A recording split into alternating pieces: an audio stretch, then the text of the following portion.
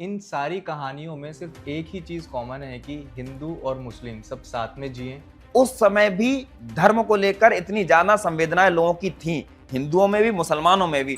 अगर हम उस समय की बात करें तो कबीरदास जी ने सोसाइटी के किस सिस्टम को चैलेंज किया? हिंदू धर्म जो उस समय सिद्धों से, जैनों से, बौद्धों से, इन सब से निकल के आ रहा था। उस टाइम पे वो दोनों हिंदू और मुस्लिम को क्रिटिसाइज करते थे साथ में, तो उस टाइम पे ये क्रिटिसिज्म कितना बोल्ड था? ब्राह्मण विधवा स्त्री के यहाँ जन्म लेकर और उसके बाद एक मुस्लिम परिवार, जुलाहा परिवार ने उनका पालन पोषण किया। कबीरदास की लैंग्वेज इतना सिंपल होने के बाद भी आज भी टाइमलेस क्यों? तो ये जनरेशन कबीर के साथ अपने आप को ज्यादा जुड़ा हुआ पा सकती है, क्योंकि कबीर भी पाखंड में भरोसा नहीं करते। प्रेम की बात आपने जो करी है, प्रेम आपके लिए क्या है? Hello everyone, welcome to the another episode of the Shivam podcast. Kabirdas Jayanti के इस खास मौके पर हमारे साथ मौजूद हैं वीर रस के प्रसिद्ध कवि और मोटिवेशनल स्पीकर धर्मवीर जी, जो अपनी कविताओं और विचारों से हजारों लोगों को प्रेरित करते आए हैं। आज हम संत कबीरदास जी की जिंदगी, उनकी सोच, उनके दोहों और उनकी टीचिंग्स के बारे में बात करेंगे और जानेंगे कि आज के मॉडर्न ज़माने में भी उनके विचारों में क्या सिखाते हैं। तो चलिए बिना किसी देरी के साथ स्वागत करते हैं धर्मवीर जी का और शुरू करते हैं ये खास बातचीत। नमस्कार धर्मवीर भाई जी। नमस्कार। बहुत बहुत धन्यवाद, आप हमारे आज इस एपिसोड का एक पार्ट बने हो और आपने बहुत कीमती समय निकाल के आज हमारे पास आए हो आप। मुझे भी बहुत अच्छा लगा, एक लंबे समय बाद हम लोग ऐसे बैठ के एक चर्चा कर रहे हैं और साहित्यिक चर्चा कर रहे हैं, ये बड़ी अच्छी बात है। जी, तो भाई जी मैं सबसे पहले शुरुआत करना चाहूँगा कि कबीरदास जी के ऊपर बहुत अलग अलग कहानियाँ हैं कि उनका जन्म कहाँ हुआ था, कैसे हुआ था, और जैसे लाहतारा तालाब वाली कहानी है, हाँ, ब्राह्मण विडो की कहानी है और डिवाइन अपीयरेंस वाली कहानी है। तो इसमें से सच्ची कौन सी है जो आपको पता हो या जो आप सबको बताना चाहते हो? अब इसमें ये कह पाना कि सच्ची कौन सी, ये तो कठिनतम काम है जी। या किसी को कहना भी नहीं चाहिए। जैसे हमारे महापुरुष जितने हुए, उसमें राम की बात हो, कृष्ण की बात हो, जैसे ही परंपरा आगे चलती है तो उसमें बहुत सारी कहानियां जुड़ती हैं। जैसे जी। वाल्मीकि रामायण में जो लिखा गया, उसके बाद कंबन की रामायण में, तुलसी रामायण में बहुत सी बातें रामचरितमानस में तुलसीदास ने उसमें जोड़ दी जो पूर्व की रामायण में नहीं थी। जी। तो इन महापुरुषों की कथाएं जब चलना प्रारंभ होती हैं तो आने वाले समय में कई अलग अलग कवि उसमें बहुत सारी चीजें जोड़ते हैं। तो अनंत दास ने जब कबीर दास का जीवन व्रत लिखा कबीर परिचय नाम से, उन्होंने कुछ अपने ढंग से उसमें बातें जोड़ी, कुछ बातें धर्मदास ने अपने ढंग से बताई होंगी, कुछ कबीर खुद ही अपने जीवन के बारे में उन दोहों में कहते हैं। जैसे जब वो कहते हैं कि मस कागज छुई नहीं, कलम गही नहीं हाथ, तो हमें पता चल गया कि उन्होंने कागज कलम नहीं छुआ। तो कबीर के दोहों से उनके जीवन के बारे में पता चलता है। ऐसे उनके जीवन के बारे में कुछ कुछ बातें जहां जहां से जो बातें पता चली, और कुछ बातें जो हम श्रवण परंपरा से सुनते आ रहे थे, यानी कहीं लिखी हुई नहीं है, लेकिन चूंकि किसी ने वो बात बताई तो अगली पीढ़ी में पहुंच गई, वो पीढ़ी दर पीढ़ी होती हुई आज यहां तक वो बातें आई हैं। तो वो सारी किंवदंतियां, मैं मानता हूं वो सारी कहानियां कहीं ना कहीं अंशतः सच है, पूर्णतः सच होने में संशय है, क्योंकि पूर्णतः सच हम तभी मानते हैं जब डॉक्यूमेंटेड कोई बात हो जाती है, लेकिन कहीं ना कहीं उन सब में सच्चाई है।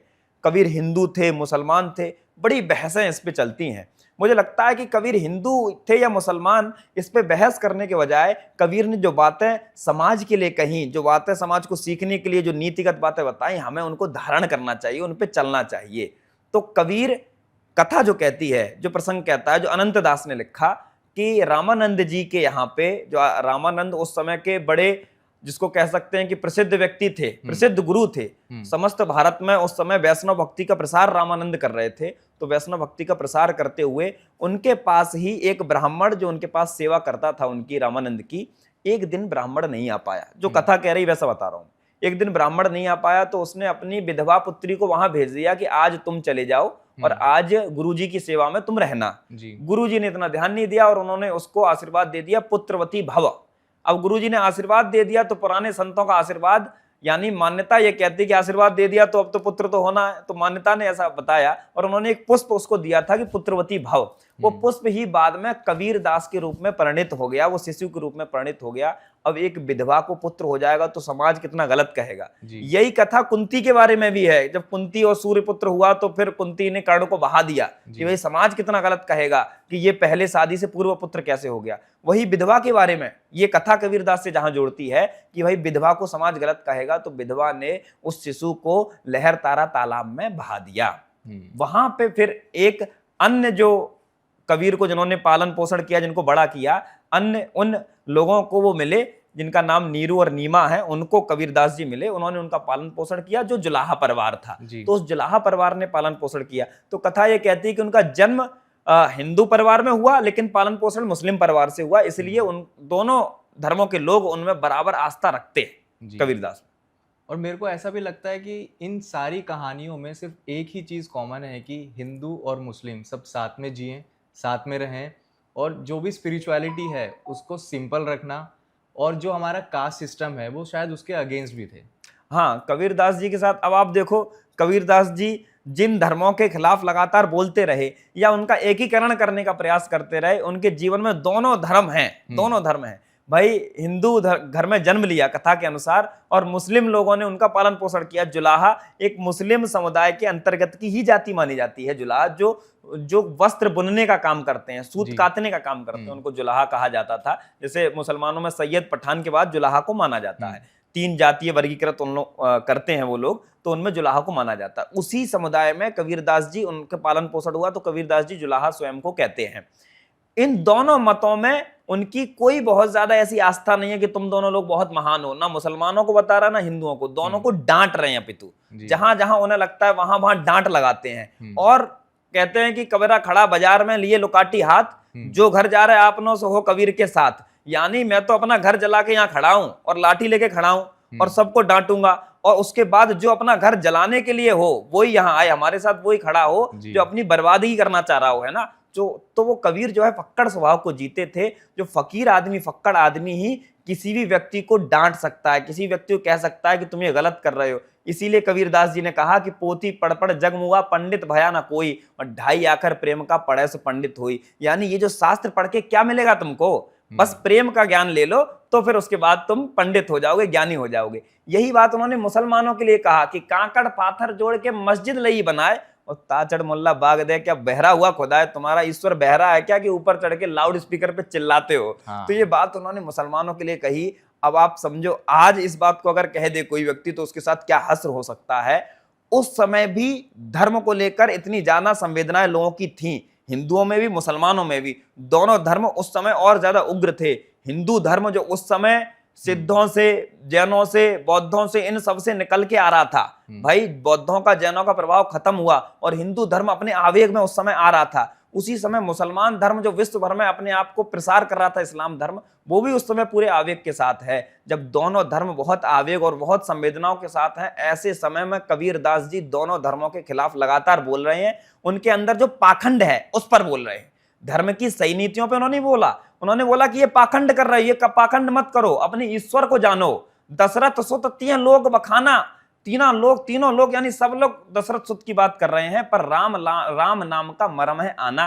यानी राम नाम का मर्म तुम लोग नहीं जानते हो, केवल दशरथ सुत की बात करते हो। तो ऐसी बात है, कबीरदास जी दोनों धर्मों के खिलाफ लगातार बोलते रहे कि तुम लोग इस पाखंड को बंद करो। तो वो पाखंड के खिलाफ थे, वो इन अनैतिकताओं के खिलाफ थे, वो किसी धर्म के खिलाफ नहीं थे। धर्म के पाखंड के विरोध में कबीरदास जी रहे हमेशा। और उनकी अपब्रिंगिंग और उनका पारंपरिक जीवन उनकी सोच को कैसे शेप करता है? अपब्रिंगिंग, जैसे हम लोग कहें कि जो कथा उनके साथ शुरुआत से जुड़ी कि वो एक ब्राह्मण परिवार में जन्म लेकर, ब्राह्मण विधवा स्त्री के यहाँ जन्म लेकर, और उसके बाद एक मुस्लिम परिवार जुलाहा परिवार ने उनका पालन पोषण किया। रामानंद जी से जुड़ी हुई कथा है। तो रामानंद जी उनके जीवन में प्रारंभ से आ जाते हैं, बचपन से ही। भाई शिशु काल से रामानंद जी आ रहे हैं। तो लोगों ने कहा उनको कि रामानंद जी से ही तुमको गुरु दक्षिणा लेनी चाहिए, रामानंद जी को ही गुरु अपना मानना चाहिए। ये बात जब लोगों ने उनसे कही, और एक जगह उन्होंने नाभादास जी ने जो ग्रंथ लिखा भक्तिमाल, जिसमें 200 भक्त कवियों का वर्णन किया भक्तिमाल में, तो भक्तिमाल में नाभादास जी ने कहा कि उनको आकाशवाणी हुई। सब लोगों ने अलग अलग बताया, किसी ने बताया कि आकाशवाणी हुई, किसी ने कहा कि उन्होंने खुद से सोच लिया। ठीक है, तो उनको ये बात पता चल गई कि हमें गुरु रामानंद को ही बनाना है। तो रामानंद को गुरु कैसे बनाए भाई? रामानंद किसी जुलाहा को गुरु, अपना चेला शिष्य नहीं बनाएंगे। तो फिर इन्हें एक उक्ति सूझी, बनारस में आकाशवाणी हुई कि बनारस में रामानंद जी नियमित रूप से गंगा स्नान करते हैं। तो गंगा स्नान करते समय जब वो रामानंद जी स्नान करके लौटे तो ये घाट पर ही लेट गए थे, वहीं लेटे हुए थे, और अचानक से उनका पैर कबीरदास पे पड़ गया। तो जैसे ही पैर पड़ा तो वो एकदम से पीछे हुए, अरे राम राम राम, ये निकल गया, और ये बात उनके मुंह से निकली और रामानंद जी वहां से आगे निकल गए। कबीरदास जी ने उसी राम नाम को ही अपना गुरु मंत्र मान लिया और राम राम नाम हमेशा लेते रहे। जब कबीरदास जी राम नाम बार बार लेते रहे और सब जगह उनकी प्रसिद्धि हो गई, सब लोग जानने लगे कि एक मुसलमान है और जो इतना ज्यादा राम नाम की भक्ति करता है, राम का नाम हमेशा लेता रहता है, सब जगह प्रसिद्धि हो गई। वो लोगों को ये भी बताने लगे कि रामानंद मेरे गुरु हैं। तो ये बात रामानंद तक भी पहुंच गई। रामानंद ने कहा कि मैं तो ऐसे किसी व्यक्ति को जानता नहीं, ये कौन है जो मुझे अपना गुरु बता रहा है, ये कह रहा है कि मैं, मेरा शिष्य है ये, मैं तो ऐसे किसी शिष्य को जानता नहीं कि ऐसा कोई मेरा शिष्य है। तो उन्होंने कबीरदास को बुलाया और कथा जो कहती है, जो नाभादास जी ने लिखी, उसमें उन्होंने बीच में पर्दा कर लिया और पर्दे के इस तरफ रामानंद जी हैं, उस तरफ कबीरदास हैं, क्योंकि अभी तक रामानंद जी उनको शिष्य नहीं मान रहे। तो उन्होंने उससे पूछा कि तुम कैसे मान सकते हो, कैसे कह सकते हो कि तुम मेरे शिष्य हो? क्यों तुमने अपने आप को मेरा शिष्य मान लिया? मैंने तो तुम्हें कभी कोई गुरु मंत्र दिया नहीं। तो उन्होंने, कबीरदास जी ने कथा ध्यान दिलवाई कि गुरु भूल गए यार, गुरु जो कथा वहां हुई थी, जब मैं वहां पे आपके चरणों में पड़ा हुआ था और आप गंगा स्नान से लौट रहे थे, तब आपने राम राम 2 बार कहा। वो राम आपने गुरु मंत्र ही तो दिया था। तो सन्न रह गए रामानंद जी कि भाई ये तो राम नाम को उस समय से अभी तक ऐसे धारण किए हुए है और इसको तत्व पता चल गया कि राम नाम ही मूल चीज है। तो रामानंद जी ने फिर पर्दा हटाया और अपने हृदय से लगा लिया कि तुम मेरे सच्चे शिष्य हो, इस राम नाम का प्रसार और ज्यादा करो। विडंबना क्या है? अब आप देखें चमत्कार क्या है। चमत्कार यह है कि रामानंद जी वैष्णव भक्ति के सगुण भक्ति धारा के पारंपरिक आचार्य हैं। सगुण भक्ति धारा यानी राम और कृष्ण को मानने वाले, जो रामकृष्ण अवतार जिनका हुआ उनको मानने वाले रामानंद जी हैं। लेकिन कबीरदास जी निर्गुण हैं। कबीरदास जी अवतारी राम को नहीं मानते, कबीरदास जी अवतारी कृष्ण को नहीं मानते कि कोई राम हुए थे जिन्होंने रावण को मारा था, ऐसे राम को कबीरदास जी नहीं मानते। कबीरदास जी राम शब्द का प्रयोग करते हैं परमात्मा के लिए, जो निर्गुण भक्त मानते हैं। निर्गुण लोगों का मत क्या होता है कि एक राम है, एक परम तत्व है, उसको वो राम कह लेते हैं, ब्रह्म कह लेते हैं, उसको परमात्मा कहते हैं, कुछ भी कहो, वो कहते हैं एक एनर्जी है, एक परम तत्व है जो हम सबकी रक्षा कर रहा है, हम सबको पालन पोषण कर रहा है, वो एक तत्व है। वो लोग किसी अवतार में भरोसा नहीं करते, जो निर्गुण मान्यता वाले लोग हैं। लेकिन इनके गुरु अवतार में भरोसा करने वाले हैं और ये जो शिष्य हैं उनका अवतार से कोई लेना देना नहीं है। तो ये बड़ी आश्चर्यचकित और चमत्कारिक बात है, आनंद देने वाली बात है। अगर हम उस समय की बात करें तो कबीरदास जी ने सोसाइटी के किस सिस्टम को चैलेंज किया? जैसे कबीरदास जी अपने सामने कुछ भी गलत देखते थे उसके खिलाफ बोलते थे। वो कोई भी बात हो सकती है ना। तू कहता है कागज लेखी, मैं कहता हूं आंखन देखी। कबीर की पंक्ति कि मैं आंखों देखा कहता हूं, मेरा कागज लेखी से कोई मतलब नहीं है। तभी तो उन्होंने कहा कि मस कागज छुई नहीं, कलम गही नहीं हाथ। मैंने कभी कागज कलम नहीं छुआ, कबीरदास जी कहते हैं। तो वो कह रहे हैं कि मैंने अनुभव से अपनी सारी बातें बताई हैं। वो जो बातें सामने देखते हैं उस समय के समाज में जो घटित हो रहा है उसके खिलाफ मुखरता से बोलते हैं, उसके खिलाफ मुखरता से बोलते हैं। वो जाति की बात हो, वो धर्म की बात हो, वो महिलाओं के खिलाफ। अब महिलाओं के बारे में उनका जो रवैया है, जो उनका कहना है, वो और अटपटा है, अचंभित करने वाला है। उस पर बड़ी बहस है कि कबीरदास जी नारी को नरक का द्वार बताते हैं, तो इसको लेकर अलग बहस है। वो एक अलग विषय है, उस पर हम लोग नारी के विषय पे भी चर्चा करेंगे। लेकिन जब आप ये पूछ रहे हो कि कबीर ने किस पर ज्यादा कहा, तो उन्होंने धर्म पर ही ज्यादा आक्षेप किया है। हालांकि आक्षेप उन्होंने पंडितों पर पर्याप्त किया, आक्षेप उन्होंने जातीयता पर भी किया, आक्षेप उन्होंने हर उस कुरीति पे किया जो उस समय समाज में विद्यमान थी। यानी जो जगत माया का संसार है, इस पे भी समझाने का प्रयास किया। ये सब नश्वर संसार है, ये भी लगातार बताते रहे। और हमेशा ब्रह्म की उपासना करो, उस राम की उपासना करो, इस संबंध में भी लोगों को प्रेरित करते रहे सदैव से। वो प्रयास भी वो कर रहे थे, लोगों का भ्रम दूर करने का प्रयास कर रहे थे, लोगों को अंतिम सत्य उद्घाटित करने का प्रयास कर रहे थे। ये सारे प्रयास भी उन्होंने करे। लेकिन उनका जो सर्वाधिक मुखर प्रयास है वो धर्म में जो पाखंड बना हुआ है, उस समय भी था, आज भी है, दुर्भाग्य से आज भी वो पाखंड है, उस पाखंड के खिलाफ उनका प्रयास था, उस पाखंड के खिलाफ उनका मिशन था। इसीलिए आचार्यों ने कहा कि कबीर कवि नहीं है, समाज सुधारक हैं। लेकिन मैं बात पलटकर कहना चाहूंगा कि कबीर जो है, कवि ही प्राथमिक रूप से है, समाज सुधारक बाद में है। क्योंकि कवि जो होगा वो ही मुखरता से समाज की कुरीतियों को सामने ला सकता है। तो कबीर प्राथमिक रूप से कवि हैं, इसलिए वो समाज को सुधारने का प्रयास कर रहे हैं। जी। अब जैसे हम लोग बचपन से अपने माँ बाप से या सबसे सुनते हुए आते हैं कि आप ये करो, क्यों करो? क्योंकि बड़े बूढ़ों ने कहा है। हाँ। और एक रिचुअल जो होता है हम वो फॉलो करते रहते हैं, क्यों करो? क्योंकि वो बड़े बूढ़ों ने कहा है। लेकिन कबीरदास जी इसके अगेंस्ट थे, वो कभी भी ब्लाइंड फेथ नहीं करते थे किसी भी चीज़ के ऊपर, और हमेशा कोई भी रिचुअल को फॉलो नहीं करते थे। ऐसा क्यों था? वही मैंने बताया कि कबीरदास ने क्या कहा, तू कहता है कागज लेखी, तुम तो शास्त्र पढ़ के बात कह रहे हो, मैं कहता हूं आंखन देखी। तो वो किसी अंधविश्वास में क्यों नहीं मानते? क्योंकि वो कागज कलम की बात है, ये शास्त्रों की बातों में, मूर्ताओं में नहीं पढ़ते, इन कथाओं में नहीं घुसते। उनका पूरा सीधा सीधा प्रयास है कि भाई वो ईश्वर है, वो परमात्मा है, वो राम तत्व है, हम उसको प्राप्त करें और समाज में कुरीतियां, ये कुरीति सारी हटाएं, ये जो समाज में पाखंड है इसको हटाएं, उसको हटाने का प्रयास करते हैं। दूसरा आपका प्रश्न इससे संबंधित क्या था? कि वो रिचुअल्स के अगेंस्ट होते थे और कभी भी ब्लाइंड फेथ नहीं करते थे किसी चीज के ऊपर। हाँ, रिचुअल्स के अगेंस्ट की जो बात है इसको समझने की आवश्यकता है। जब मैं कह रहा हूं कि कबीर निर्गुण है, तो जो निर्गुण लोग हैं वो इन कर्मकांडीय चीजों में नहीं मानते। ये सगुण जो उपासक हैं उन लोगों का बनाया हुआ ये सारा आडंबर है। आडंबर नहीं कहना चाहिए, लोगों को बुरी लग जाएगी, लेकिन उन्होंने एक साधन तैयार किया। ठीक है, सगुण यानी सगुण और निर्गुण का भेद पहले समझना चाहिए जब हम कबीर के बारे में चर्चा कर रहे हैं। सगुण वो लोग हैं जो अवतारी भगवान में मानते हैं कि भाई राम हुए, कृष्ण हुए, नरसिंह हुए, बुद्ध हुए, कोई भी अवतार में मानने वाले लोग सगुण हैं। निर्गुण भक्त वो हैं जो किसी अवतार में नहीं मानते, जो ये मानते हैं सिर्फ एक परमात्मा है और उसी में उनकी आस्था रहती है, वो निर्गुण भक्त हैं। जो सगुण लोग हैं उनकी अपनी एक पूजा पद्धतियां हैं। वो उन पूजा पद्धतियों से, जब पूजा पद्धति बनी, साधन बने, आचार्यों ने बताया, बड़े पंडितों ने बताया कि भाई ईश्वर को हम सीधे नहीं प्राप्त कर सकते, तो उन्होंने कुछ विधान बना दिए, कुछ पूजा पद्धति बना दी कि भाई ये रामचरितमानस पढ़ो, ऐसे पूजा करो तो ऐसे तुमको ईश्वर मिल जाएगा। साधन बनाया, साधन तैयार किया कि इन साधनों से ईश्वर को प्राप्त करोगे। ये सब सगुणों द्वारा बनाए हुए साधन हैं। चूंकि सगुण लोगों ने साधन बनाए तो सगुण भक्तों की ही आस्था उन साधनों में होती है, निर्गुण भक्तों की आस्था उन साधनों में नहीं होती। चूंकि कबीर निर्गुण है तो किसी भी रीति रिवाज, किसी भी साधन में कबीरदास का लेना देना नहीं है। कबीरदास तो ये कहते हैं कि भाई मेरी सीधी ही कनेक्टिविटी है, जब मैं सीधे ही राम से जुड़ पा रहा हूं तो मुझे साधन की क्या आवश्यकता है। तो वो निर्गुण में मान्यता रखते हैं, इसीलिए वो किसी रीति में, किसी भी प्रकार के रिचुअल्स में उनकी कोई मान्यता नहीं है। हालांकि उनका उस तरह अपमान भी वो नहीं करते। वो कहां प्रहार करते हैं? जहां पे उन्हें पाखंड नजर आता है। हर रीति के खिलाफ उन्होंने नहीं बोला, उन्होंने उसी रीति के खिलाफ बोला जो कुरीति बन चुकी है, यानी जो पाखंड बन गया है। हो सकता है किसी समय कोई बात प्रासंगिक रही हो, लेकिन कबीर कहते हैं अब ये बात है पाखंड की है, इनको तुम मत करो, है ना। तो जो पाखंड की बात है कबीर उसी पे प्रहार करते हैं। किसी के रिचुअल्स पे उन्होंने प्रहार करने का प्रयास नहीं करते कि भाई इसकी धार्मिक भावनाएं आहत करनी हो या इनके रिचुअल सब बेकार हैं। ऐसे कबीर नहीं है। कबीर बहुत प्रगतिशील हैं। जो चीज समाज में समन्वय लाती हैं, जो चीज समाज के लिए आवश्यक है, उन सबको कबीर कहते हैं ठीक बात है। लेकिन जो समाज में ये जिसको हम कह सकते हैं विध्वंसकारी हो सकती हैं, जो समाज को बांटती हैं, जो समाज में पाखंड फैलाती हैं, उन चीजों का कबीर विरोध करते हैं, उन्हीं के खिलाफ लिखते हैं। तो वो कभी रिचुअल्स का सीधे तौर पे विरोध नहीं करते, वो स्वयं इसलिए नहीं मानते क्योंकि वो निर्गुण व्यक्ति है, तो उनका मानने से कोई लेना देना नहीं। ऐसी बात है। बहुत सही कहा आपने।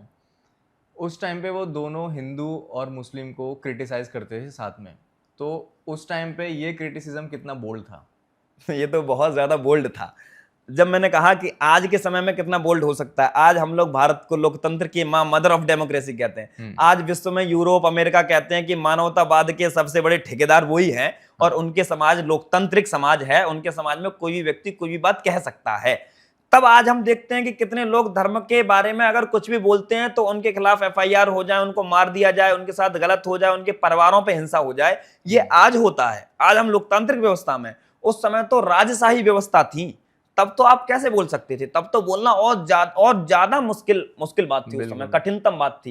लेकिन कबीरदास जी बोल रहे थे, हिंदुओं के खिलाफ भी बोल रहे थे, मुसलमानों की भी कुरीतियों के खिलाफ, हिंदुओं की भी पाखंड के खिलाफ, वो सब पर बराबर प्रहार कर रहे थे। इससे हुआ क्या? क्योंकि कबीरदास काशी में रहते हैं और काशी पंडितों का, विद्वानों का गढ़ है। उन सब पंडितों को बड़ी समस्या हो गई। उन्होंने कहा भाई ये कहां से आ गया, कौन व्यक्ति आ गया, ये जुलाहा, ये हमारे सारे जो हमारे धंधे चलते हैं इन सबको बेकार कर देगा। हमने बड़े मुश्किल से लोगों को डरा के रखा है, धर्म का काम कर रहे हैं, धर्म का धंधा कर रहे हैं, ये सारा खराब कर देगा। ये तो कह रहा है कि सीधे डायरेक्ट ही जुड़ जाओ राम से, इन सब की आवश्यकता नहीं है, इससे तो हमारा काम खराब हो जाएगा। तो उन सब लोगों ने क्या कहा, क्या किया, कबीर के खिलाफ लगातार साजिशें की, लगातार साजिश की कबीर के खिलाफ। एक बार उन्होंने क्या, कबीर दास के पास एक वेश्या भेज दी कि ये वेश्या जिससे कबीर को बदनाम कर सके। अच्छा, कबीर दास को भी ठीक है, कोई दिक्कत नहीं, कबीर को तो कोई मतलब है नहीं, वो तो फक्कड़ आदमी है। तो वेश्या उनके पास काफी दिन बनी रही, उसको कुछ मिला नहीं, वो वापस जाने लगी। तो जो वेश्या वाला प्रसंग आता है, इससे वहां के जो विद्वान लोग थे, पंडित लोग थे, जो तथाकथित विद्वान बने हुए थे, उन लोगों ने कबीर को बदनाम करने का प्रयास किया कि देखो कबीर वेश्या रखता है, तो कबीर को बदनाम करने का प्रयास किया। उसके बाद उसी समय जब कबीर एक बार राजा के पास पहुंचे, जो राजा, काशी का राजा उनका बहुत सम्मान करता था, उससे पहले उसने कबीर दास को बहुत महत्व नहीं दिया, सम्मान नहीं दिया। तो कबीर ऐसे ही वहां बैठे हुए कुर्सी पर, सामने पानी रखा हुआ, राजा ने सम्मान नहीं दिया, तो उन्होंने बस थोड़ा सा पानी वहां फैला दिया, पानी फैलाया और फिर वहां से निकल पड़े। तो वहां से निकले तो वहां के किसी व्यक्ति ने पूछा कि ये तुमने क्या किया, पानी क्यों फैला दिया? तो कबीर दास ने कहा कि जगन्नाथपुरी में एक भगवान का भक्त है, वो जलने वाला था, तो मैंने पानी डालकर वो आग बुझा दी। लोग सन्न रह गए कि ये कैसी बेहुदी बात कर रहे हैं। राजा के सामने की बात थी, तो राजा ने कहा रुको अभी मैं पता करवाता हूं। राजा ने तुरंत अपने गुप्तचरों से और खबर पहुंचाई, जगन्नाथपुरी में पता करो ऐसी कोई घटना हुई क्या। तो तुरंत वहां से जानकारी आई कि ये तो सच बात थी कि एक जो भगवान का भक्त था, पुजारी था, वो जलने वाला था कहीं आग से, वहां अचानक से वो आग बुझ गई। तो ये बात एकदम क्रॉस चेक हो गई कि सही बात है। तो राजा को आभास हुआ कि ये कबीर सच में वही संत कबीर हैं, इनका सम्मान हमें करना चाहिए। वापस राजा उनका सम्मान करना लगा, वापस उनके चरणों में गिर पड़ा कि महाराज बड़ी भूल हुई, मैंने आपका असम्मान किया, मैंने इन पंडितों की बातों में आकर वेश्या की कथा सुनकर ये समझा कि आप अब इन जिनको हम कह सकते हैं गलत चीजों में लिप्त हो गए हैं, लेकिन अब मुझे पता चल गया कि आप वही संत कबीर हैं, आप हमेशा सच्चे भक्त हैं भगवान के। ऐसी एक घटना, ऐसी कई घटनाएं। सिकंदर लोधी वाली घटना, सिकंदर लोधी बनारस आया, हो सकता है सिकंदर लोधी आया हो, उनका कोई सामंत आया हो, कोई भी आया हो। सिकंदर लोधी उस समय भारत का शासक था, भारत का बादशाह था। सिकंदर लोधी बनारस आया तो वहां के हिंदू लोग भी मुसलमान लोग भी इकट्ठे हो गए, सब एकता यहां हुई। कबीर एकता यहां करवा पाए हैं, दोनों लोग इकट्ठे हो गए, क्यों? कबीर के खिलाफ। अच्छा। और दोनों लोग सिकंदर लोधी के पास पहुंचे, और हिंदू भी थे जिसमें मुसलमान भी थे, और उन लोगों ने कहा कि इसको भाई साहब बाहर निकलवाओ, ये बहुत हमारा बेकार कर रहा है काम, इस कबीर को यहां से आप बाहर निकलवा दो, इसका कुछ ना कुछ करो। तो सिकंदर लोधी ने कहा यार एक फकीर आदमी है, अपना काम कर रहा है, क्या तुमको ऐसी समस्या है, तुम्हारा क्या उसने बिगाड़ दिया? तो लोगों ने अपनी अपनी समस्याएं बताई, कुछ कुछ बातें लीपा पोती करके बताई। सिकंदर लोधी ने कहा ठीक है, इसको बुलाओ, इसके चमत्कार हम देखते हैं ये क्या कर पाता है। तो सिकंदर लोधी ने कबीर को बुलवाया। फिर कबीर के साथ कई प्रकार की जाति वहां की गई, मारने की कोशिश बार बार की गई। 3-4 प्रसंग जो अलग अलग जगह उद्धृत किए गए हैं, लेकिन कबीर पंथी लोग मानते हैं कि 52 प्रकार से कबीर को मारने की कोशिश की गई। 52 हो सकता है, उससे कम भी हो सकते हैं, लेकिन एक तो हाथी से कुचलवाने की बात जो सामने आती है कि हाथी के सामने कबीर को कर दिया, और वो हाथी कबीर के पास ही नहीं गया, वो दूर ही बना रहा। एक आया कि गंगा जी में बहा दिया, वहां से कबीर जीवित लौट आए, गंगा जी में भी नहीं। एक आया कि वही लकड़ी के ढेर में कबीर को रख के जलाने का प्रयास किया, वहां भी कबीर नहीं जले, कुएं में फेंक दिया, वहां भी कबीर बच के निकल आए। यानी ऐसे कई प्रसंग मिलते हैं कबीर पंथियों के अनुसार, ऐसे 52 प्रकार से प्रयास किया कबीर को मारने का, लेकिन कबीर तब भी नहीं मरे, तब भी जीवित बचे रहे, हमेशा सदैव उनकी रक्षा होती रही। क्योंकि ये बात कही जाती है जाको राखे साइया मार सके ना कोई, तो कबीर हमेशा बचे रहे जीवित। उसके बाद सिकंदर लोधी समझ गए कि ये कोई सामान्य व्यक्ति नहीं है, ये कोई महापुरुष है। सिकंदर लोधी खुद उनके शिष्य बन गए और उनसे कहा महाराज मुझे बड़ी भूल हुई है, आप ये बताएं कि आपको क्या चाहिए, मैं वो आपके लिए उपलब्ध करवाऊंगा। कबीर फक्कड़ व्यक्ति थे, कबीर ने कहा मुझे कुछ नहीं चाहिए, मुझे बस अपने राम नाम के साथ रहने दो। और वहां से कबीर राज दरबार से वापस लौट आए। ऐसे कबीर की कथाएं, ये कबीर का स्वाभिमान है। ऐसे लोग उस समय के जो कबीर के खिलाफ प्रयास कर रहे थे, उन सब प्रयासों को कबीर ने विफल कर दिया। तो क्या हम ये कह सकते हैं कि कबीरदास जी स्पिरिचुअल रेबेल थे? स्पिरिचुअल रेबेल तो उनको नहीं कहना चाहिए, सामाजिक बागी तो वो थे, लेकिन हाँ, इसमें एक बात मैं और जोड़ना चाहूंगा, बहुत महत्वपूर्ण बात है।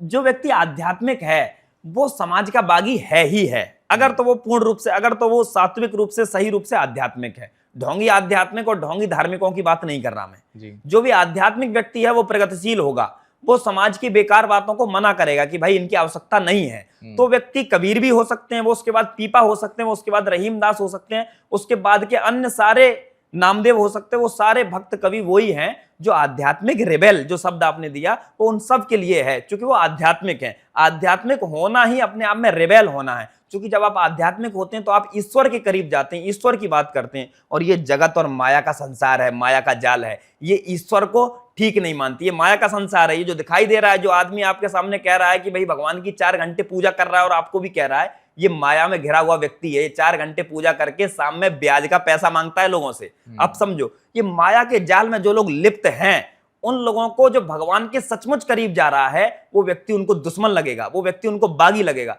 तो जो सही मायने में धार्मिक व्यक्ति है, जो सही मायने में ईश्वर का व्यक्ति, जो सही मायने में आध्यात्मिक व्यक्ति है, वो सारे लोग बागी हैं। वो कभी स्वामी विवेकानंद बागी हो सकते हैं, वो कभी रामकृष्ण परमहंस बागी हो सकते हैं। और आप हमेशा देखोगे ऐसे सभी लोगों को समाज ने हमेशा दुत्कारा, ऐसे सभी लोगों को समाज ने हानि पहुंचाने का प्रयास किया, मारने का प्रयास किया, लेकिन समाज सदैव विफल रहा, क्योंकि वो आध्यात्मिक लोग थे, क्योंकि वो ईश्वर के लोग थे। समाज की नजर में वो बागी थे, निश्चित रूप से। बहुत बढ़िया।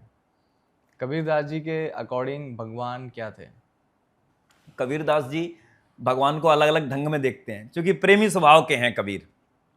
कहते हैं ना कि पोथी पढ़ पढ़ जगमुआ, पंडित भया ना कोई, 2.5 अक्षर प्रेम का, पढ़े सो पंडित होई। प्रेम की बात करते हैं कबीर, प्रेम तत्व की लगातार चर्चा करते हैं।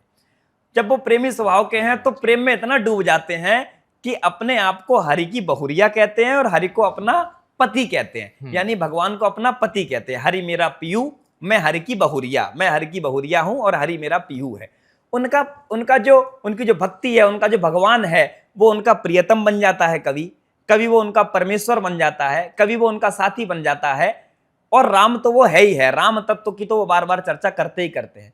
तो जो भगवान, वो जिस भगवान के बारे में वो चर्चा कर रहे हैं, वो भगवान एक तो प्रेम को बहुत मान्यता देता है, इसीलिए वो बार बार प्रेम संबंधी उनसे बनाते हैं। चाहे वो भक्त के रूप में प्रेम बने, चाहे वो हरि की बहुरिया बन जाए, यानी हरि की प्रियतमा बन जाए, उनको प्रेमी बनकर प्रेम करें। तो वो भगवान को प्रेमी मानते हैं कि भगवान एक प्रेमी स्वभाव के व्यक्ति हैं। इसीलिए वो हमेशा पब्लिक में भी यही कहते हैं कि सबको प्रेम करना चाहिए, इसलिए स्वयं को भी प्रेम करने वाला बताते हैं कि मैं हरि का प्रेम करता हूं। कभी कभी कहते हैं कि कबीर कूता राम का, मोतिया मेरा नाव, यानी इतना ज्यादा समर्पण। यहाँ क्या देखने को मिलता है? हिंदी साहित्य के विद्यार्थियों को कबीर पढ़ाते समय हम लोग इसकी व्याख्या करते हैं कि यहाँ जब कबीर कह रहे हैं कबीर कुत्ता राम का, मोतिया मेरा नाम, यानी राम का कुत्ता स्वयं को बता दिया। ये भक्ति का समर्पण है, ये प्रेम का समर्पण है कि मैं तो उसी का कुत्ता हूं, गले राम की जेवड़ी, जित खींचे ते तो जाऊं। मैं तो राम का कुत्ता हूं और मोती मेरा नाम है, जिधर राम खींच देगा उधर मैं चल पड़ूंगा। प्रतीक के रूप में राम के प्रति पूरा समर्पण उनका है, भगवान के प्रति पूरा समर्पण उनका है। तो भगवान को वो अलग ढंग से देखते हैं। उस समय का तत्कालीन समाज भी भगवान को उस रूप में नहीं देख पाता, आज का समाज भी भगवान को उस रूप में नहीं देख पाता जैसे कबीर देखते हैं। कबीर का भगवान जो है वो प्रेमी है, वो अलमस्त है। जैसे कबीर है वैसे ही उनका भगवान है। बुरा जो देखन मैं चला, इसका असली मतलब क्या है?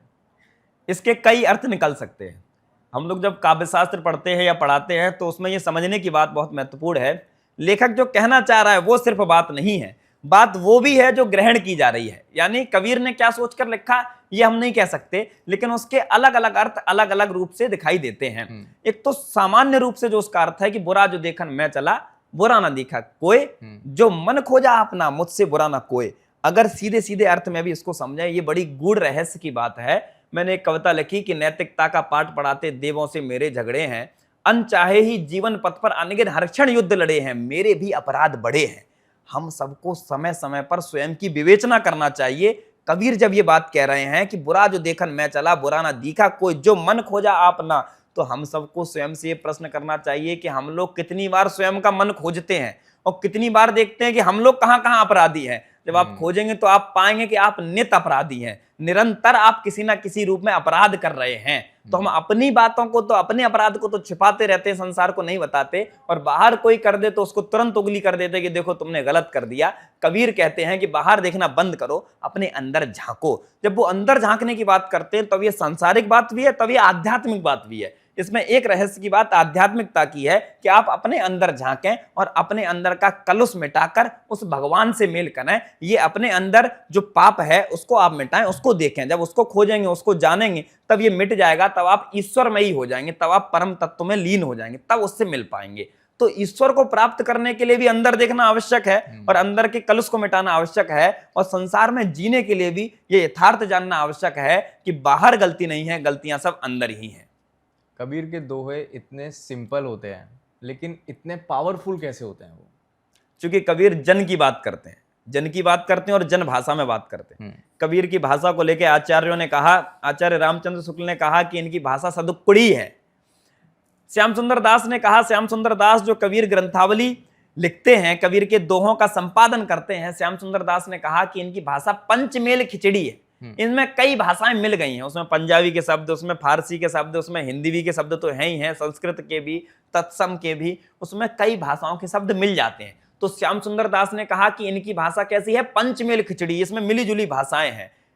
हजारी प्रसाद द्विवेदी जिन्होंने कबीर पर पुस्तक लिखी, कबीर की विवेचना की, समीक्षा की, वो लिखते हैं कि कबीर भाषा के डिक्टेटर हैं। क्योंकि आपने भाषा की बात की, आपने कहा कि कबीर इतने सिंपल कैसे लिखते हैं, तो कबीर सिंपल इसलिए क्योंकि वो जन भाषा है। कबीर भाषा के डिक्टेटर हैं, यानी वो भाषा को अपने अनुरूप बनाते हैं, उनको जो बात जैसे कहनी है उस ढंग में कहते हैं। क्योंकि कबीर खुद फक्कड़ व्यक्ति हैं, एक तरह से आज की भाषा में ऊबड़ खाबड़ व्यक्ति हैं। उस समय के समाज को समझ में नहीं आएंगे कि ये है कौन व्यक्ति, ये कर क्या रहा है। उसी प्रकार के कबीर हैं, तो वैसी उनकी भाषा भी है। उनकी भाषा में भी कभी पंजाबी के शब्द मिल जाते हैं, कभी अरबी फारसी के शब्द मिल जाते हैं, कभी हिंदी के, कभी तत्सम के, कभी देसी भाषा के, कभी लोक बोली के, ब्रज भाषा के शब्द मिल जाते हैं। तो कई शब्द उनकी भाषाओं में मिल गए। क्योंकि कबीर ने भी तीर्थाटन यानी घूमने का बहुत काम किया, तो कई कई भाषाओं का उसमें स्वरूप देखने को मिलता है। तो जो जन भाषा जो उनको सहज रूप से ग्रहण हुई थी, कबीर को भाषा का, काव्य शास्त्र का कोई ज्ञान वैसा नहीं था, जैसे चूंकि उन्होंने तो परंपरा से ही, बातचीत से ही, सत्संग से ही ज्ञान लिया था, सत्संग से ही भाषा सीखी थी। तो उन्हें कोई कविता में कोई पीएचडी तो वो थे नहीं कि उन्होंने हिंदी में पीएचडी कर रखी हो। तो कबीर को जो सामान्य भाषा थी, उसी सामान्य भाषा में जिसमें कई शब्द मिल सकते हैं, जैसे लोग बाग कहते हैं कि मैं जो हिंदी बोलता हूं ये आप हिंदी बोलते हैं, भाई बाकी लोग भी तो हिंदी बोल रहे हैं। तो वो कहते हैं कि नहीं, इनकी हिंदी में कुछ दूसरे शब्द भी आ जाते हैं। सामान्य रूप से हम जो भाषा बोलते हैं उसमें दूसरे शब्द आ जाते हैं, बाइलिंगुअल बोलते हैं, कभी उसमें हिंदी में इंग्लिश के शब्द भी आ जाते हैं। हिंदी में हमें नहीं पता कितने शब्द फारसी के बोल देते हैं ना, जैसे किताब फारसी का शब्द है, पुस्तक हिंदी का शब्द है। तो जो सामान्य व्यक्ति जैसा होता है, जिसकी भाषा में कई शब्द रहते हैं, वैसे ही सामान्य कवि कबीर हैं, उसमें कई भाषा के शब्द उनकी कविताओं में, उनके दोहों में, उनके पदों में है। तो कई भाषा के शब्द हैं, सामान्य व्यक्ति जैसे हैं, तो सामान्य लोगों को समझ में आते हैं, सामान्य लोगों के हृदय में पहुंच जाते हैं। उन्होंने भाषा का आडंबर नहीं रचा। उस समय का अगर कोई पढ़ा लिखा कवि होता तो क्या करता? पढ़ा लिखा कवि वहां के संस्कृत के बड़े भारी भारी शब्द उसमें फिट कर देता, तो उससे थोड़ा विद्वता पता चलती भाई। अगर कोई थोड़ा उर्दू फारसी में वास्ता रखने वाला व्यक्ति होता तो फारसी के शब्द लेके आता। अकबर के समय पे उर्दू फारसी यही सब जुबानें थी, अरबी फारसी, ये फारसी उस समय राजभाषा हुआ करती थी। तो पढ़ा लिखा दिखाने के लिए क्या बताया जाता था कि फारसी जिसको आती है पढ़ा लिखा आदमी उस समय। लेकिन कबीर ने ऐसा कोई आडंबर नहीं रचा भाषा का। उसी सामान्य जन भाषा में, जैसी पब्लिक की भाषा थी, सामान्य जन भाषा में जनता के मुद्दों की बात की। इसीलिए कबीर हृदयग्राही हैं, यानी हृदय में सीधे सीधे प्रवेश कर जाते हैं। क्योंकि हमें अलग से उसके लिए समझने की, किताब खोलने की आवश्यकता नहीं पड़ती। कबीर को पढ़ते समय कबीर के दोहे सीधे सीधे जाते हैं, उसके लिए अलग से हमें विवेचक नहीं चाहिए। प्रेम की बात आपने जो करी है, प्रेम आपके लिए क्या है? मैं समझता हूं प्रेम हम लोग इसको बता नहीं सकते, अव्याख्यायित है, अपरिभाषित है, इसको परिभाषित नहीं किया जा सकता। ये एक भाव है जो महसूस किया जा सकता है। एक बड़ी अच्छी बात ओशो कहते हैं, आचार्य रजनीश कहते हैं कि ऐसा कैसे हो सकता है कि जो प्रेम करने वाला, जो पुष्पों से, फूलों से प्रेम करने वाला व्यक्ति सिर्फ गुलाब के फूल से प्रेम करेगा। अगर उसको प्रेम है तो वो चमेली के फूल से भी प्रेम करेगा, वो गेंदे के फूल से भी प्रेम करेगा। हम लोग प्रेमी उस ईश्वर के हैं, उस भगवान के, उस राम के प्रेमी हैं। जो राम का प्रेमी होता है, वो ऐसा कैसे हो सकता है कि राम का ही एक अंश जो सामने बैठा है उससे प्रेम ना करे? तो मेरे लिए प्रेम राम है, मेरे लिए प्रेम ये समस्त जगत है। क्योंकि हम अद्वैत में मानने वाले लोग हैं, तो मुझे लगता है कि समस्त जगत में जितने लोग हैं वो सब प्रेम प्राप्त करने के लिए हैं, तो मैं उन सब से प्रेम करता हूं।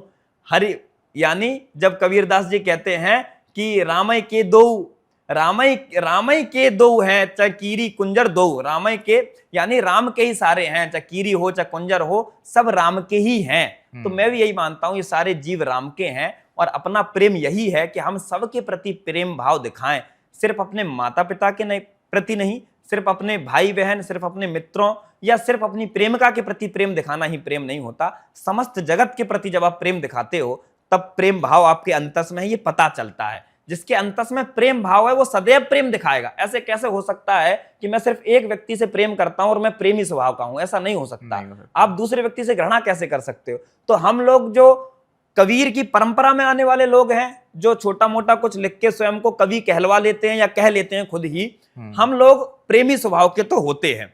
कवि कितने हो पाए हैं ये तो आने वाला समय विवेचना करेगा कि हम लोग ठीक कवि हो पाए कि नहीं हो पाए, लेकिन प्रेमी हम पूरे हैं, ये बात तो हम लोग कह ही सकते हैं कि हम प्रेमी लोग हैं। तो हम विश्व के समस्त चराचर से प्रेम करने वाले लोग हैं, क्योंकि हम ईश्वर के प्रेमी हैं। अभी आपने ओशो की बात छेड़ी थी तो मेरे दिमाग में बहुत सारे प्रश्न आए ओशो को लेकर, लेकिन मैं चाहूँगा अभी उस बारे में बात ना करें, हम लोग सिर्फ कबीर जी के बारे में बात करें। अच्छा, तो एक सवाल ये रहेगा कि कबीर दास जी ईगो को इतना डेंजरस क्यों मानते थे? हाँ, अहंकार का सदैव दमन करते हैं वो जी। कबीरदास जी सदैव, चूंकि जब हरि था, जब मैं था तब हरि नाई, अब हरि है मैं नाई, ये जो मैं है इस पर कबीरदास जी लगातार बोलते हैं। उन्हीं की बातों को धर्मदास ने बाद में लिपिबद्ध किया। तो कबीरदास जी जिस मैं के खिलाफ बोलते रहे कि जब मैं था तब हरि नाई, क्योंकि जब आप मैं तत्व में जियोगे, जब आप अहंकार में जियोगे, तब आप उस परम तत्व को नहीं मान पाओगे, उसको नहीं समझ पाओगे, तब आप ईश्वर को नहीं समझ पाओगे। जब ईश्वर को नहीं समझ पाओगे तब इस ईश्वर के जगत को, इस माया के जाल को भी नहीं समझ पाओगे, तब आप उसमें फंस जाओगे। ये मैं तत्व ये माया का बड़ा हथियार है, ये माया का सबसे बड़ा हथियार मैं तत्व है। जो आदमी बहुत अहंकारी हो चुका है, जो आदमी मैं तत्व में जी रहा है, आप समझ लेना कि माया का सबसे ज्यादा जाल इसी के ऊपर है, यानी ये माया में लिप्त हो चुका है पूरी तरह से। ये अहंकार का दमन कबीरदास जी सदैव करते हैं और हमेशा बताते हैं कि बचेगा कुछ नहीं, सब राख हो जाएगा। तो पंच तत्व की बात भी कबीरदास जी बार बार करते हैं। तो वो कहते हैं जब मैं तत्व होता है तब हरि नहीं होता, यानी तब ईश्वर को हम याद नहीं कर पाते, क्योंकि हम मैं में ही जी रहे हैं। हम सोचते हैं कि ये सब बिल्डिंगें हमने खड़ी कर ली, हम सोचते हैं जगत हमने बना लिया, हम सोचते हैं कि ये मर्सिडीज हमने खरीद ली, हम सोचते हैं ये सब काम हमारा रचा हुआ है। तब हम मैं तत्व में जीने लगते हैं कि हम काम कर रहे हैं। जब मैं तत्व का विलय होता है तब हम समझ पाते हैं कि ये हमारा किया हुआ काम नहीं है, ये सारा काम उसी का किया हुआ काम है। तो उन्होंने कहा जब मैं था तब हरि नाई, अब हरि है। अगर हरि आ जाता है तो मैं तत्व विलय हो जाता है, अब हरि है, अब मैं नहीं। अब हरि आ गया तो अब मैं नहीं बचा हूं, अब मैं समझता हूं कि मैं ही हरि हूं, हरि ही मैं है, अब मेरे अंदर कुछ भी मैं तत्व नहीं बचा है। तो उस हरि को जानने में बाधक है ये अहंकार, इस परमात्मा को समझने में बाधक है ये हमारा अहम, ये ईगो। इसीलिए उस अहंकार को सदैव सर्वनाशा मानते हैं कि ये सब कुछ नाश कर देगा, इस अहंकार से बचो। उसके लिए कबीरदास जी लगातार प्रेरित करते हैं सबको। और ये जो मैं करते हैं और जो अहंकार में लोग रहते हैं वो ज्यादा जल्दी खत्म भी हो जाते हैं। वो जीवन को जी नहीं पाते, वो जीवन के तत्व को नहीं समझ पाते, जीवन का रस नहीं ले पाते। जीवन का रस मैं तत्व में नहीं है। बिल्कुल, मैं तत्व प्रतियोगितावादी है। जब आप कहते हो कि मैंने 1 लाख की घड़ी पहन ली, तब आप दूसरी प्रतियोगिता में लग गए हो कि जिसके पास 5 लाख की घड़ी है अब आपको वो वाली घड़ी पहननी है। ये अहंकारी लोग हमेशा प्रतियोगितावादी रहेंगे, आप देखिएगा। तो वो इसी माया के जाल में लिप्त बने रहेंगे। जो माया के जाल में लिप्त रहेगा, जो प्रतियोगितावादी रहेगा, जो हमेशा यही सोचता रहेगा अब क्या प्राप्त कर लूं, अब मैं क्या हो जाऊं, वो लोग जीवन को नहीं जी पाते। जीवन को जीना है तो मैं तत्व का विलय कर दो। जब मैं खत्म हो जाता है फिर हम लोग जीवन को जीते हैं, फिर देखते हैं, आनंद लेते हैं, फिर प्रत्येक क्षण का आनंद लेते हैं, फिर काव्य का आनंद लेते हैं, फिर परमात्मा का आनंद लेते हैं, फिर संबंधों का, रिश्तों का आनंद लेते हैं कि मैं शिवम भाई के साथ बैठा हूं तो इस बातचीत का आनंद ले रहा हूं, इस बातचीत में रस है। यानी बाद में ये पॉडकास्ट कितना जाएगा मुझे नहीं पता, बाद में ये कितनी ज्यादा रीच बनाएगा, कितना पैसा इससे आएगा मुझे नहीं पता, और मुझे उससे कोई मतलब भी नहीं है। लेकिन इस बातचीत के समय में इस क्षण को जी लूं, ये आनंद हम लोगों को जीना चाहिए। जो मैं तत्व में जीता है वो क्षण को नहीं जी पाता, वो आनंद को नहीं जी पाता, वो बस भविष्य की योजनाओं में लगा रहता है, और वो बस अपने आप को और बलशाली और माया के जाल में घिरने के लिए आतुर बना रहता है। बहुत सुंदर बात कह दी आपने। अच्छा, एक साइकोलॉजिकल क्वेश्चन पूछता हूँ जी। कबीरदास जी के जो थॉट्स हैं वो हमारे मेंटल पीस और एंजाइटी को समझने में हेल्प कर सकते हैं? बिल्कुल हेल्प कर सकते हैं। मुझे लगता है कि वैसे तो कई लोगों के मीरा के पदों पर भी गीत बन गए, तुलसी के रामचरितमानस की चौपाइयों पर भी गीत बन गए, दोहों पर भी गीत बन गए, लेकिन जितना ज्यादा कबीर ने लोगों को काम दिया उतना किसी ने नहीं दिया।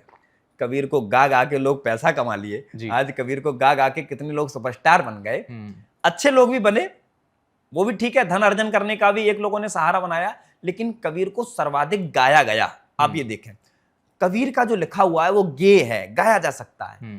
तो जब जो चीज गाती हुई चीज जब हम सुनते हैं, जब हम लोग कबीर के कई भजन, कई उनके पद सुनते हैं, चाहे कबीर कैफे के माध्यम से, चाहे राहगीर के माध्यम से, किसी के माध्यम से जब हम सुनते हैं, तो सचमुच वो मेंटल पीस देती है ना। धीरे धीरे रे मना धीरे सब कुछ होए, वो जब कबीर कैफे गाते हैं आनंद आता है उसमें। जब उसमें गाते हैं मन लागो मेरो यार फकीरी में, जो सुख लागे राम भगन में, ते सुख नाई अमीरी में, मन लागो मेरो यार फकीरी में।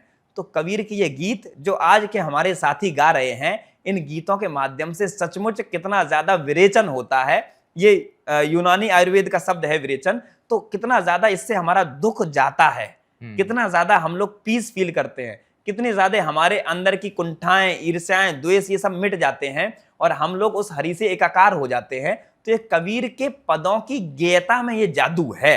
और सचमुच मैं तो बहुत सुनता हूं कबीर के पद। मुझे लगता है कि जो भी थोड़ा बहुत आध्यात्मिक रूप से जुड़े हुए लोग हैं, जो भी थोड़ा मध्यम संगीत सुनने वाले लोग हैं, वो सब कबीर को सुनते हैं, कबीर के पदों को सुनते हैं। और उन पदों को सुनते समय हम लोग बहुत अपने आप में रिलीफ फील करते हैं, रिफ्रेश फील करते हैं, बहुत पॉजिटिव फील करते हैं। एक सवाल ये था कि कबीर दास जी के अकॉर्डिंग इंसान की सबसे वीकनेस वाली चीज क्या है? वीकनेस वाली चीज कबीर ने तो एक बात तो उन्होंने नहीं बताई, उन्होंने बहुत सारी बातें बताई। वो सब हमारी वीकनेस हैं, हर समय पे अलग अलग वीकनेस हैं, तो हमें उन वीकनेसेस को पहचानना चाहिए। जब कबीर कह रहे हैं कि अपने अंदर देखो, तब हमें बस अपने अंदर देखने की आवश्यकता है। हर व्यक्ति की वीकनेसेस अलग अलग हैं, हर व्यक्ति की कमजोरी अलग अलग हैं। तो आप क्या मैं तत्व में उलझे हुए हैं, अहम में उलझे हुए हैं, आप माया में उलझे हुए हैं, आप धन में उलझे हुए हैं, आप किसी सम्राटों के बीच उलझे हुए हैं, आप किस तत्व में उलझे हुए हैं? आप धर्म के पाखंड में उलझे हुए हैं। जिस तत्व में आप उलझे हुए हैं वही आपकी कमजोरी है, जो तत्व आपको ईश्वर से दूर ले जा रहा है। तो कबीर सदैव आपको सावधान करते हैं, सचेत करते हैं कि ये जो आपको ईश्वर से दूर ले जाने वाली चीजें हैं, ये आपकी कमजोरी हैं, इनसे विमुख हो जाओ, इनको छोड़ दो, तब आप परमात्मा के, तब आप राम के करीब जा पाओगे। तो हम सबको अपनी अपनी कमजोरियां पहचानने की आवश्यकता है। कबीर के अनुसार हम सबको स्वयं ही वो पहचाननी पड़ेगी। जी। हिंदी लिटरेचर में कबीर दास जी की इंपॉर्टेंस कितनी ज्यादा है? सर्वाधिक इंपॉर्टेंस है। साहित्य में मुझे लगता है कबीर दास उस परंपरा की शुरुआत करते हैं, या शुरुआती दौर के कवि हैं जो निर्गुण परंपरा हमारे हिंदी साहित्य में एक पढ़ाई जाती है। निर्गुण संत कवियों की परंपरा, भक्ति काल आरंभ होता है। भक्ति काल जिसको आचार्यों ने स्वर्ण काल कहा, कि हिंदी का सबसे अच्छा काल है, गोल्डन टाइम पीरियड कहा उसको हिंदी साहित्य का, वो भक्ति काल है। वो वही भक्ति काल है जिसमें कबीर दास होते हैं, तुलसीदास होते हैं, मीराबाई, रहीम दास, ये सब बड़े बड़े नाम उसी समय काल में, उसी टाइम पीरियड में हो रहे हैं। तो उसमें सर्व प्रमुख जो व्यक्ति हैं, जो सबसे पहले हो रहे हैं, वो कबीर दास ही हैं। हालांकि कबीर के समय में ही रैदास, कबीर के समय में ही गुरु नानक उसी समय काल में एक साथ हो रहे हैं, लेकिन तब भी कबीर सबसे ज्यादा प्रभावी हैं, तो उनका प्रभाव सबसे ज्यादा है। जो बातें उन्होंने कही बाद में, वही बात है पीपा, वही बात है दादू, वही बात है अन्य अन्य जितने निर्गुण कवि हुए, उन सब ने उन्हीं बातों को उद्धृत किया जो बातें कबीरदास ने कही। धर्मदास तो एक पूरी परंपरा लेकर चले आए, जिन्होंने कबीर पंथ यानी एक पूरा सिद्धांत बना दिया कबीर का, और बाद में कई कबीर के पंथ बन गए उसके नाम से। जो कबीर के शिष्य थे धर्मदास, उन्होंने वो तैयार किया। तो कबीर ने इतनी बड़ी परंपरा हिंदी साहित्य को दी, इसलिए कबीर का स्थान बहुत बड़ा है। कबीर का बहुत बड़ा स्थान, कबीर हिंदी साहित्य के ही नहीं अपितु मैं समझता हूं भारतीय समाज में भी, हम लोग माने तो आचार्य शंकर के बाद, शंकराचार्य के बाद इतना बड़ा अगर कोई व्यक्ति हुआ है तो कबीर दास ही हुए। बीच में गोरखनाथ को भी जोड़ सकते हैं, वरना इतना बड़ा कोई संत भी हो, समाज को लेकर भी बात कहने वाला हो, राजनीति को भी प्रभावित करने वाला व्यक्ति हो, साहित्य को भी प्रभावित करने वाला व्यक्ति हो, अलग अलग आयामों को प्रभावित करने वाला एक व्यक्ति अगर कोई हो सकता है तो वो कबीर ही हो सकते हैं, जिससे बड़ा जनसमूह प्रभावित हुआ। और आज हम लोग 1398 में कबीर का जन्म होता है। आज 700 साल बाद हम अगर कबीर की चर्चा कर रहे हैं तो कबीर का महत्व तो क्या है, मुझे लगता है ना सिर्फ हिंदी साहित्य में, ना सिर्फ भारत में, अमेरिका तक में कबीर पे रिसर्च हुई है, तो पूरे विश्व में कबीर का प्रभाव है, कबीर का महत्व है, वो जुटलाया नहीं जा सकता, हम सब जानते हैं इस बात। जी, आपने एक शब्द अभी इस्तेमाल किया था, कबीर पंथ। कबीर पंथ क्या है? कबीर पंथ कबीर की वही फिलॉसफी को लेकर चलने वाला पंथ है। प्रारंभ में तो काशी के पास प्रारंभ हुआ, धर्मदास ने शुरू किया, तो वो एक पंथ था। बाद में कई अलग अलग जिसको कह सकते हैं मठ स्थापित हो गए कबीर के नाम पे। जो कबीर हमेशा जीवन भर समझाते रहे कि भाई कभी लड़ना नहीं चाहिए, लड़ना मत, सब एकता के साथ रहना, उन्हीं कबीर के शिष्यों में भी बाद में कई अलग अलग मत बन गए, मठ बन गए। उन्हीं हिंदू मुसलमानों ने कबीर को अलग करने का प्रयास किया। जब कबीर मगहर में अंतिम सांस ले लिए, उसके बाद समाधिस्थ हो गए कबीर, तो उसके बाद कबीर को जलाया जाए या दफनाया जाए, इसको लेकर बहसें खड़ी हो गई। वहां बनारस में, काशी में, मगहर में बहसें हुई। जब कबीर को प्रसंग ये कहता है कि मगहर में जब कबीर से समाधिस्थ हो चुके थे, उसके बाद जब हिंदू मुस्लिम झगड़ने लगे और इस झगड़ा की पंचायत को ठीक करने के लिए कहीं गए, बाद में वापस आए तो वहां पे कबीर की देह नहीं मिली, सिर्फ फूल ही मिले थे, कुछ मिला ही नहीं। प्रसंग ये कहता है बाद में उन लोगों ने उसी जगह उन्हीं फूलों से कुछ लोगों ने लेके वहां उन फूलों को दफना दिया, और वहीं बगल में कुछ लोगों ने फूल की ही समाधि बना दी, तो वहीं बगल में उनकी समाधि बनी हुई है, बगल में उनको दफनाया गया, बगल में उनको जलाया गया। यानी एक ही जगह बीच में दीवार खड़ी करके इधर उनका मंदिर बनवा दिया, इधर उनको समाधि बना दी गई। तो कबीर जो जीवन भर लड़ते रहे कि भाई तुम लोग लड़ना झगड़ना मत, इसके खिलाफ बोलते रहे, एक साथ रहने की बात करते रहे, वो हिंदू मुसलमान बाद में ही लड़ गए, उनके नाम पे ही लड़ गए।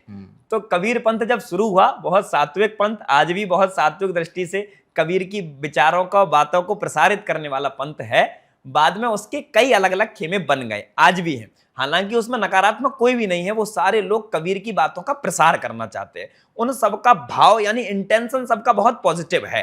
सबका इंटेंशन यही है कि कबीर की बातों को माना जाए। क्योंकि कबीर बहुत दूरदर्शी और बहुत बड़े कवि हैं, तो उनकी बातों के कई अलग अलग मायने निकलते हैं। तो कुछ लोग उनके विचारों को कुछ मानते हैं, कुछ उनके विचारों से कुछ और नई बात ले लिए। तो जिसने जो चूरन कबीर का मिल गया, वो उसी नाम से अपना अपना काम कर रहा है।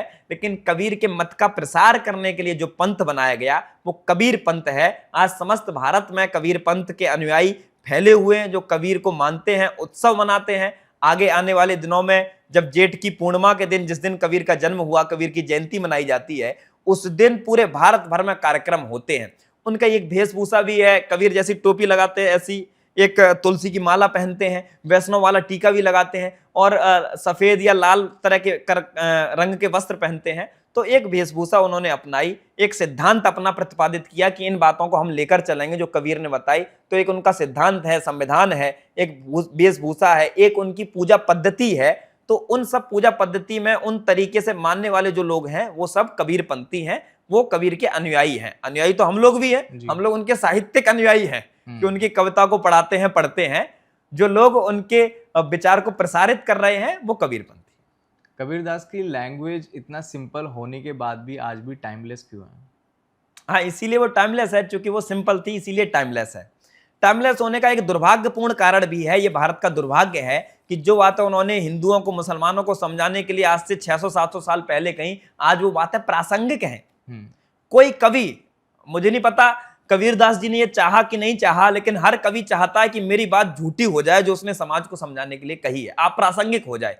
कबीर ने भी हो सकता है सोचा होगा, मैंने दहेज पे एक कविता लिखी, मैं सोचता हूं कि वो कविता नल एंड वॉइड हो जाए, क्योंकि मैं चाहता हूं दहेज खत्म हो जाए। अगर दहेज खत्म हो जाएगा तो हमारी कविता अप्रासंगिक हो जाएगी, बेकार कविता हो जाएगी। लेकिन ऐसा मैं चाहता हूं वो कविता बेकार हो जाए, क्योंकि उसका बेकार होना ही उसकी सार्थकता है। मुझे लगता है कबीर ने भी उस समय में सोचा होगा कि जो हिंदुओं के लिए, मुसलमानों के लिए जो बातें मैंने कही हैं, ये बातें बेकार हो जाए, क्योंकि हिंदू मुसलमान अब सुधर जाएं, ऐसा उन्होंने सोचा होगा। लेकिन दुर्भाग्यपूर्ण है कि वो पूरा नहीं हुआ, और आज भी हिंदू वैसे के वैसे ही हैं, आज मुसलमान वैसे के वैसे ही हैं। आज भी लोग उस परम तत्व को नहीं पहचान रहे। आज भी अहम को बैठाए हुए, अहम को लिए हुए, अहम के ठेकेदार बने हुए लोग बैठे हुए हैं, जो अपने अंदर अहंकार सजोए हुए हैं। तो आज तक कोई सुधार नहीं हुआ। तो कबीर की बातें आज भी उसी तरह से प्रासंगिक हैं जो 700 साल पहले थी, और ये प्रासंगिक आगे भी बनी रहेंगी, क्योंकि कबीरदास जैसे लोग, वैसे कवि हमेशा समाज को जागृत करने के लिए आते हैं, फिर समय समय पर आते रहेंगे, और ये समाज कुछ सुधरता है, फिर कुछ वैसा ही बन जाता है। तो आगे भी समाज थोड़ा सुधरेगा, फिर वैसा ही बन जाएगा। हम लोग सकारात्मक जो लोग हैं, आप शिवम भाई जो प्रयास कर रहे हैं कि पॉडकास्ट के माध्यम से कबीर की बात दूर तक पहुंचे, सकारात्मक लोग प्रयास करते रहते हैं कि समाज ठीक हो जाए, कुछ बातें पहुंचे लोगों तक। नकारात्मक लोग नकारात्मक प्रयास करते रहते हैं और समाज ऐसे ही बैलेंसिंग भाव में चलता रहता है। तो कबीर के जो पद जो 700 साल पहले प्रासंगिक थे, वो आज भी प्रासंगिक हैं, क्योंकि समाज तब भी वैसा ही था, आज भी बहुत हद तक वैसा ही है। बहुत बढ़िया। आपने जैसे आपका तो सब्जेक्ट था कबीरदास, जब आपने हिंदी लिटरेचर अपना पढ़ी थी, तो आपको क्या लगता है हमारा जो इंडियन एजुकेशन सिस्टम है वो कबीरदास जी की ज़िंदगी को ठीक से एक्सप्लेन कर रहा है? मुझे लगता है कि कबीरदास पे बहुत शोध हुआ है, ठीक है, लेकिन हम लोगों ने उसको उस तरह से प्रसारित नहीं किया। आप जब कह रहे हो कि इंडियन एजुकेशन सिस्टम उसके साथ न्याय कर रहा है कि नहीं कर रहा है, तो मुझे लगता है उन लोगों ने प्रयास तो जरूर किया, लेकिन न्याय कर नहीं पाए। मैं ये नहीं कहूंगा कि सिस्टम ने प्रयास नहीं करा, ये नहीं कहूंगा कि समाज ने कबीर को प्रसारित नहीं किया। आज भी अगर आप गांव में जाओगे तो आप, हो सकता है शिवम भाई आप बच जाओ, आपसे कोई सवाल ना पूछे, लेकिन मुझसे सवाल पूछ लेते हैं, क्योंकि मैं बताता हूं मैं हिंदी पढ़ता हूं। तो जैसे ही मैं कहूंगा कि हिंदी पढ़ता हूं, तो गांव का कोई बुजुर्ग आ जाएगा कि बेटा क्या पढ़ते हो, तुमने कबीर का ये दोहा सुना है?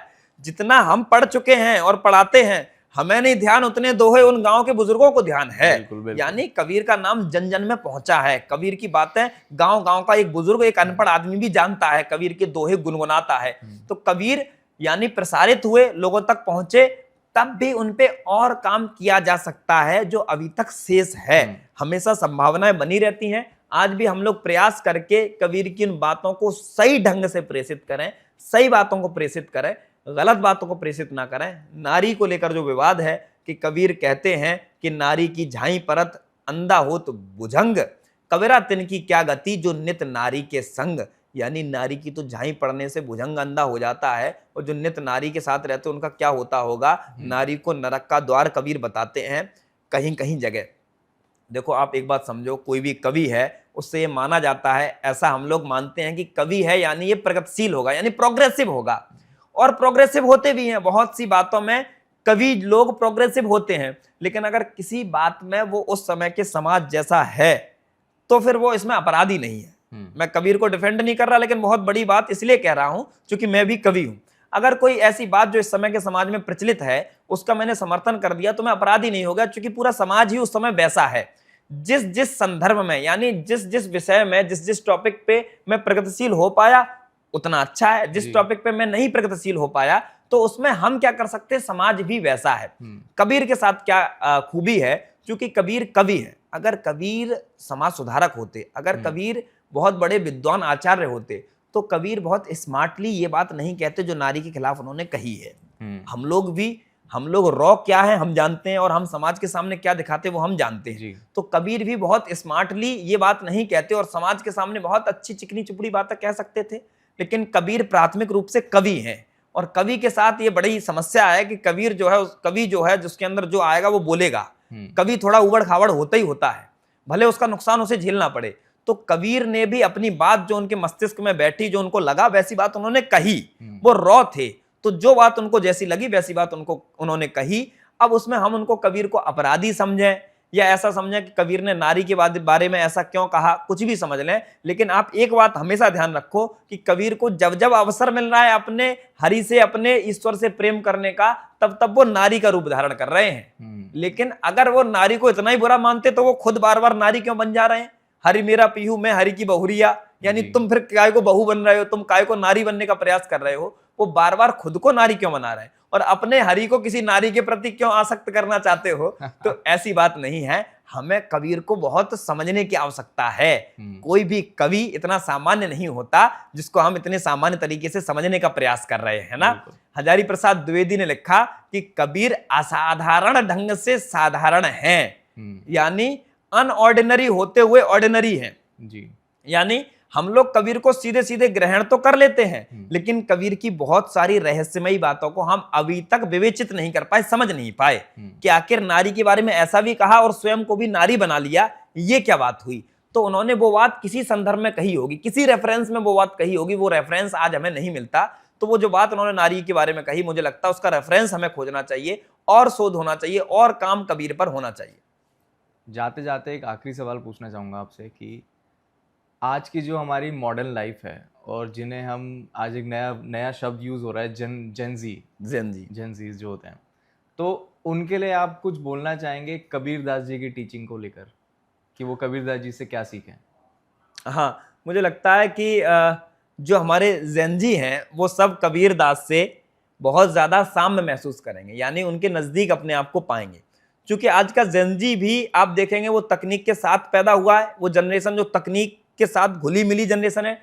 वो जनरेशन पाखंड को ये जनरेशन भी पाखंड को बहुत ज़्यादा नहीं मानती, ज़्यादा आडंबर को ये भी पसंद नहीं करती। ये जनरेशन भी चाहती है कि भाई अपना काम करो अच्छे से, और अगर भगवान में आस्था रखते हो तो भगवान में आस्था रखो, नहीं रखते हो तो मत रखो, लेकिन बहुत ज्यादा पाखंड में ये जनरेशन भी भरोसा नहीं करती। तो ये जनरेशन कबीर के साथ अपने आप को ज्यादा जुड़ा हुआ पा सकती है, क्योंकि कबीर भी पाखंड में भरोसा नहीं करते। कबीर भी सीधे सीधे ईश्वर से अपने आप को जोड़ते हैं। ये जनरेशन भी सीधे सीधे ईश्वर से अपने आप को जोड़ सकती है, जोड़ती भी है, और अगर जोड़ना चाहे तो कबीर के नजदीक जा सकती है। हमारी जनरेशन, जेनजी जनरेशन, आने वाली जनरेशन जब भी अपने आप को और प्रगतिशील बनाना चाहे तो वो कभी भी कबीर के साथ बैठ सकती है, कबीर की तरफ देख सकती है, कबीर को समझ सकती है या कबीर को सुन सकती है। कबीर हमेशा उनको और सिखाएंगे और परिष्कृत करेंगे, कभी उनको पीछे नहीं ले जाएंगे। यानी कभी ऐसा नहीं होगा कि कबीर आपको पीछे की तरफ ले जाए, यानी आपको, जिसको हम कह सकते हैं पूर्वाग्राही बना दे, या जिनको हम अंग्रेजी का शब्द, जो प्रेजुडिस में मानने वाले लोग हैं, जो ज्यादा पुरानी बातों में, परंपराओं में उनमें मानने वाले लोग हैं, तो वैसे कबीर खुद भी नहीं है। वैसा ही हमारा आधुनिक बालक है, आधुनिक लड़की भी वैसी ही है। तो आप जो आधुनिक, जो इस समय की लड़के लड़कियां हैं, उन सब के लिए कबीर उनके करीब हो सकते हैं अगर वो खोजेंगे तो। और बहुत सी बातें कबीर उनको और आगे की सिखा सकते हैं कि ये भी आपको करना चाहिए। चलिए, बहुत बहुत धन्यवाद आपका धर्मवीर भाई जी। आपने बहुत अच्छी अच्छी बातें आज इस पॉडकास्ट के ज़रिए हमें भी बताई है, हमारी ऑडियंस को भी बताई है, और मैं से होप कर रहा हूँ कि इस पॉडकास्ट के ज़रिए कबीर दास जी के बारे में लोगों को और भी चीज़ें पता चले जो शायद लोगों को पता ना हो। मैं भी आपका बहुत बहुत आभार करता हूँ। मैंने आपको पूर्व में ही बताया कि पॉडकास्ट इतने ज्यादा हो गए कि मैं पॉडकास्ट के लिए रुचिकर नहीं होता, लेकिन चूंकि आपने कहा कि कबीर पे चर्चा करनी है, और हम हिंदी पढ़ने वाले लोगों के सबके कबीर बहुत पसंदीदा है, ना सिर्फ मेरे, हमारे सभी साथियों के। तो कबीर पे चर्चा होनी थी, तो ये मेरे लिए बड़ा सौभाग्य की बात है कि कबीर जैसे बड़े महापुरुष पे, बड़े संत पे दो बातें मैं अपनी तरफ से कुछ कह पाया हूं, जो समाज तक पहुंचेंगी तो लोगों को और जानकारी मिलेंगी। हो सकता है बहुत सी बातें मुझे भी ना पता हो, तो वो लोगों को खोजनी चाहिए। इस पॉडकास्ट के बाद मुझे लगता है लोग और खोजेंगे, कबीर के बारे में जानेंगे। हम लोग भी कबीर को और जानने का प्रयास करते रहेंगे धीरे धीरे, और जब तक कबीर को जानेंगे तभी तक हम अपने करीब पहुंचेंगे, तभी तक ईश्वर के करीब पहुंचेंगे। आपका भी बहुत बहुत आभार। जी, धन्यवाद।